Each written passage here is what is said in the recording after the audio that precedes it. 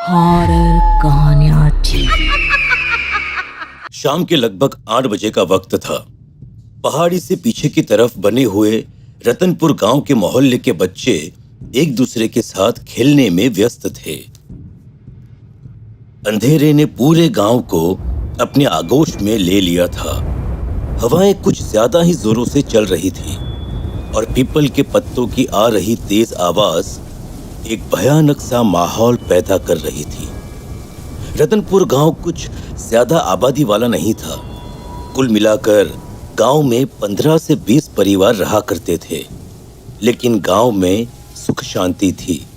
लोगों के अंदर आपस में प्रेम था और गांव के बच्चे देर रात तक मोहल्ले के बीच खेला करते थे। लेकिन आज तक गांव में किसी तरह की कोई अनहोनी नहीं हुई थी। लेकिन आज की रात गांव का मौसम जिस तरह से बदला था वो कुछ अलग था। गांव के लोगों को लग रहा था जैसे ये हवाएं नॉर्मल नहीं है, बल्कि कुछ तो है जो बाकी दिनों से अलग है। और इसीलिए मोहल्ले के बीचों बीच खेल रही पिंकी, गुड़िया, पप्पू और रानी, इन चारों बच्चों को इनके माँ बाप आवाज देकर बुला रहे थे।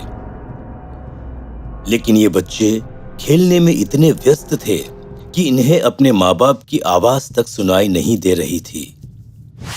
पप्पू, तुझे पता है ये जो हमारे गांव का चौक है ना, इसके सामने गली में जो घर है वो अंदर से बहुत सुंदर है, लेकिन उस घर में तो कोई रहता ही नहीं। तुझे कैसे पता वो घर बहुत सुंदर है? अरे मेरे पापा ने मुझे बताया था। पहले जमाने में ना ये राजा का घर हुआ करता था।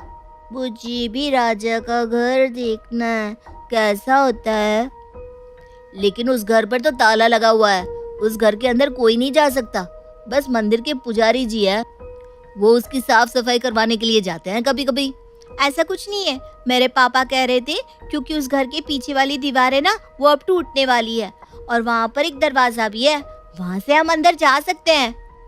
अरे लेकिन उस दरवाजे पर भी तो ताला लगा होगा ना। जब वो घर कभी नहीं खुलता तो पीछे वाला दरवाजा खुला कैसे रह सकता है? अरे मैं बता रही हूँ ना, दीवार टूट गई है तो दरवाजा कमजोर हो गया है और पुजारी जी ने अभी तक ठीक नहीं करवाया। हम चाहे तो वहाँ से जा सकते हैं अंदर। चलो ना, चलकर देखते हैं कि राजा का घर कैसा होता है। लेकिन अभी तो वहाँ पर अंधेरा होगा, इतनी तेज हवा चल रही है, गाँव की लाइट भी तो चली गई है। अरे कोई बात नहीं, मेरे पास ना एक लाइटर है, हम उसकी रोशनी में अंदर चले जाएंगे।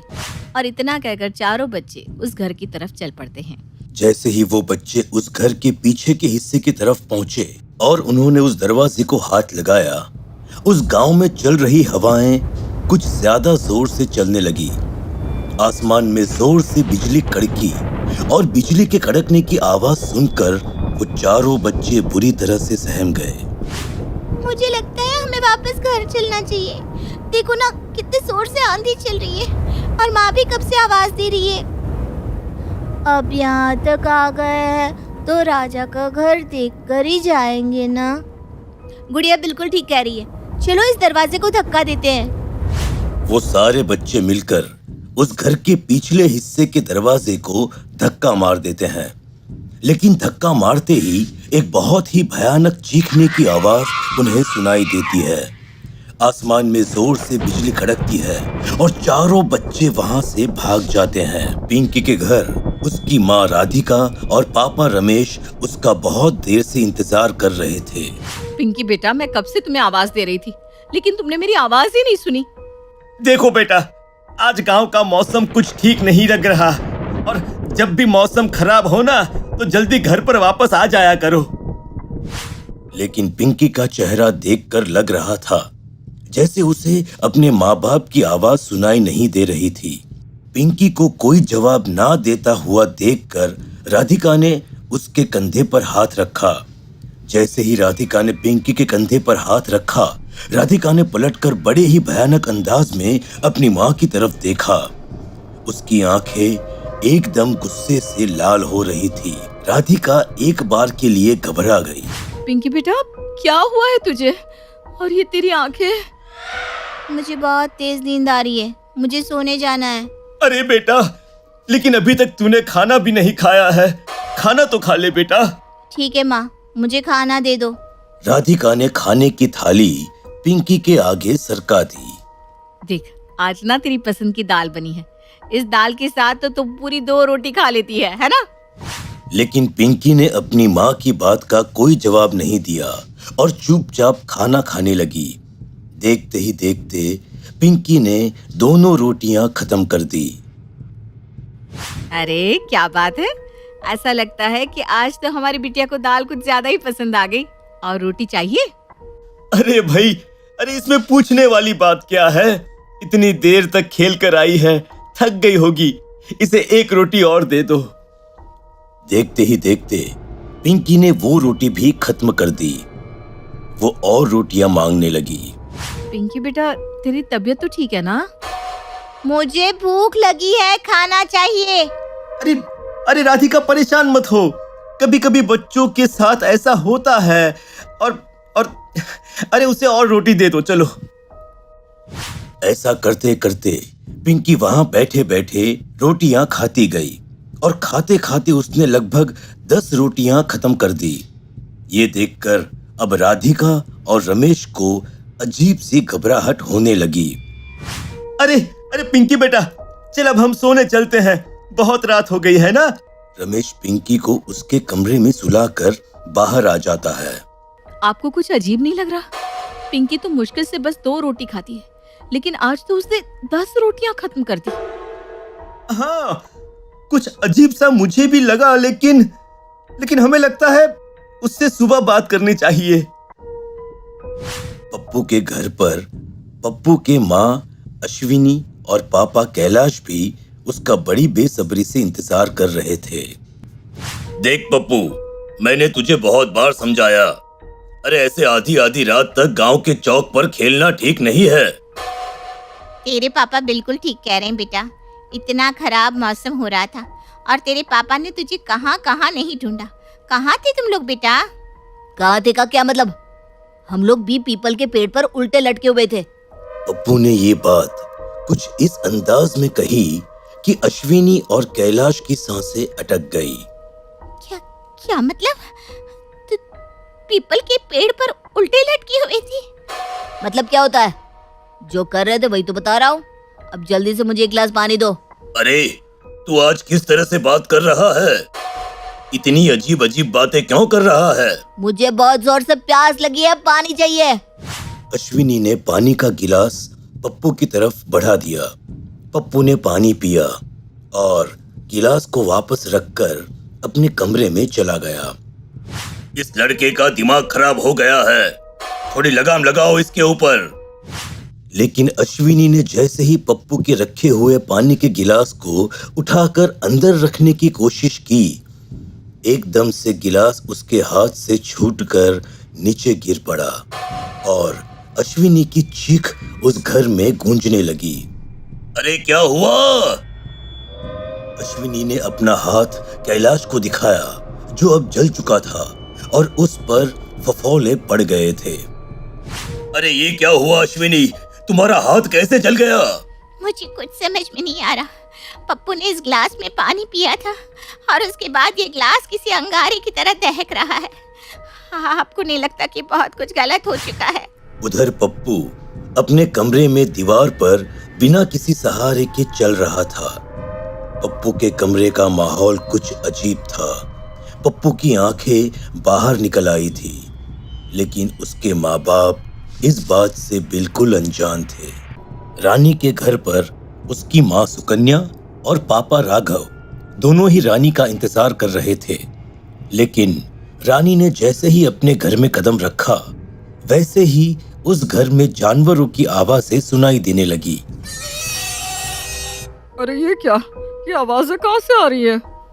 अरे ये आवाज़ें तो बहुत ही डरावनी है सुकन्या, जैसे गांव में कोई जंगली जानवर घुस आया हो। और रानी, तुम इतनी देर रात तक कहाँ थी? रानी ने अपनी गर्दन को टेढ़ा करते हुए सुकन्या के चेहरे की तरफ देखा और बिना कोई जवाब दिए वह छत की तरफ जाने लगी। रानी कहाँ जा रही हो तुम? आखिर ये गांव में आज हो क्या रहा है? पहले ये डरावना तूफान और अब जानवरों की आवाजें। मैं पड़ोस वाले रामू से पूछकर आता हूँ। पागल हो गए हो क्या? मुझे तो कुछ आज वैसे ही ठीक नहीं लग रहा और तुम्हें बाहर जाना है। लेकिन ये जंगली जानवरों की आवाजें कैसी हैं? तभी अचानक से राघव और सुकन्या को अपने घर की छत से भी वही भयानक आवाजें सुनाई देना शुरू हो जाती हैं। ये क्या हुआ? अभी अभी हमारी बेटी रानी छत पर गई है। हे भगवान, कहीं उसे कुछ हो न गया हो। वो दोनों भागते हुए छत पर जाते हैं, लेकिन वहां का नजारा देखकर उन दोनों के होश उड़ जाते हैं। रानी के मुंह से बड़े बड़े दांत निकल आए थे और वो बड़े ही भयानक तरीके से छत पर यहाँ से वहां छलांगे मार रही थी। हे भगवान, ये हमारी बेटी को क्या हो गया है? लगता है जैसे किसी बुरी आत्मा का साया इसके ऊपर आ गया है। गुड़िया के घर पर गुड़िया की माँ और पापा यानी कि सुदेश और कावेरी गुड़िया का इंतजार कर रहे थे, लेकिन तभी अचानक से उन्हें अपने घर में एक लाल रंग का धुआं भरते हुए नजर आने लगा। अरे ये क्या? ये हमारे घर में धुआं कैसा है? सुदेश और कावेरी जोर जोर से खांसने लगे। तभी अचानक उनकी नजर घर के दरवाजे की तरफ पड़ी, जहां पर एक भयानक सा दिखने वाला साया खड़ा हुआ था। सुदेश और कावेरी के होश उड़ गए। कौन है वहां पर? अरे कौन हो तुम? पापा, आपने अपनी बेटी को भी नहीं पहचाना? मैं आपकी बेटी गुड़िया हूँ। और इतना कहकर गुड़िया बड़े ही भयानक अंदाज में जोर जोर से हंसने लगती है।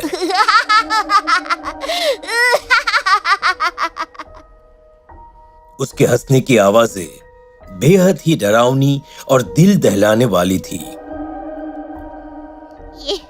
ये हमारी बच्ची को क्या हो गया है? चारों तरफ अजीब सा माहौल है। गुड़िया, बेटा तुम ठीक तो हो ना? मैं आपकी गुड़िया नहीं हूँ, मैं एक बुरी आत्मा हूँ, एक बुरा साया जो इस पूरे गांव को निगल जाएगा।